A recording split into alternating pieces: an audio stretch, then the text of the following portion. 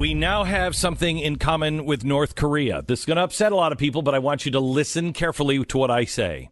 Kim Jong-un is planning a grand military parade set to kick off tomorrow. And as confirmed by the White House yesterday, plans are in motion for our own version of a large spectacle military show, complete with tanks and everything else. My question is this who we are?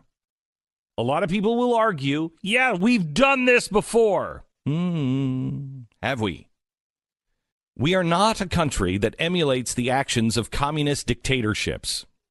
That's not who we are. Now, this has nothing to do with respect for the military.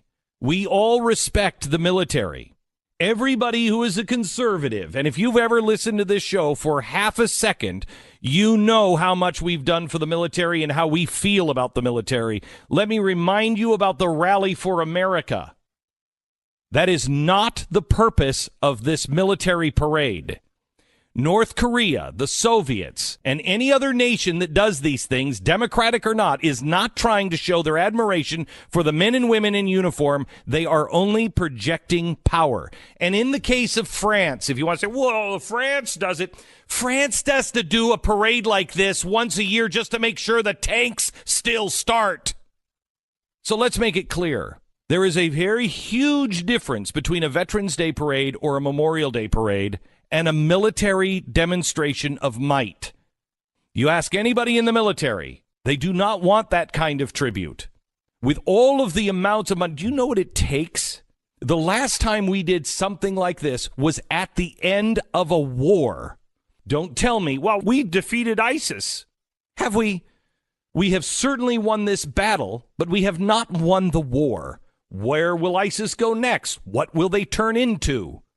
When you bring all of the troops back, you can talk to me about the possibility of having a big expose of all of our tanks and everything coming back. That's not what this is. The last time we did this was 1991, and it was at the end of the first Gulf War. We welcomed people back. That's different. Now, how much money is this going to cost? What was it, $30 million in 1991? 80 million. $8 million in 1991. So that's probably about 30 million today. Why not take the 30 million and put that into the VA?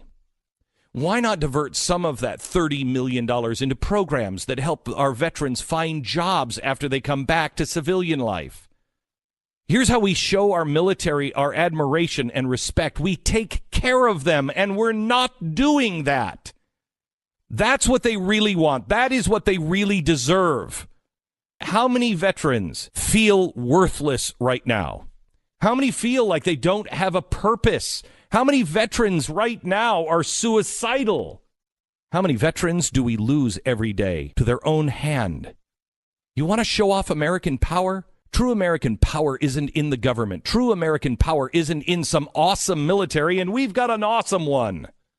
True American power is in the spirit of the individual. It is in the care of other individuals. It's the opportunity that the individual has to change their life, become better than what they ever were, better than what anybody thought they could be, better than what they were born into. That's American greatness. That's American power. China can have tanks and missiles. For the love of Pete, North Korea can put on a fancy parade. But the one thing they cannot replicate, no matter how many people they have, no matter how much money they spend, no matter how great their military is, they can never duplicate American ingenuity. American ingenuity has become the most powerful force on planet Earth because it is about the individual. At this very moment, a cherry red Tesla Roadster is in space on the way to the asteroid belt. A mannequin named Starman is sitting at the wheel and listening to David Bowie's Space Oddity playing on repeat. Yesterday, SpaceX launched the Falcon Heavy. At more than 5 million pounds of thrust, it is the world's most powerful rocket. Minutes after reaching space, 2 gigantic boosters that lifted the main capsule into space detached and then remotely flew back to Cape Canaveral and landed with synchronization that would rival 2 Olympic ice skaters.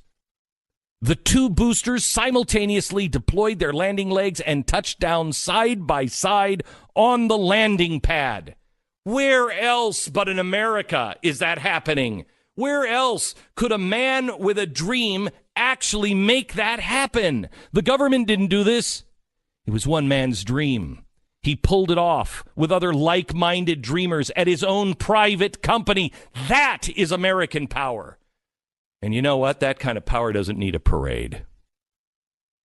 I have found that people who have fame, who have fortune, who have power are one of 2 kinds. They are either humble and they don't have to tell anybody about it. And those are the people who have lasting power. Those are the people who have lasting fame. And then there are those who are so afraid of losing their power that they have to tell everybody how powerful they are. The truly powerful don't need a show or a parade to prove their power. The truly intelligent don't need to tell people all the time how smart they are. They just are. I posted something like that on Twitter yesterday, and I was hammered by the right. And you know what? I'm sorry, but I am not going to change my opinion because of people. I don't bow to people. Since when? Don't get me wrong. I'd love to see that. Can you imagine? I mean, honestly, it's why I was disappointed. And this is really grotesque. It's really grotesque, but I don't think I'm alone. When George Bush said you're going to see the full might of the U.S. military and shock and awe, I was disappointed when that was it. Because I know that's not the full might of the American military. When you see the full might of the American military, it's got to be awesome. And to watch it for entertainment is really sick, because that military power is to kill people.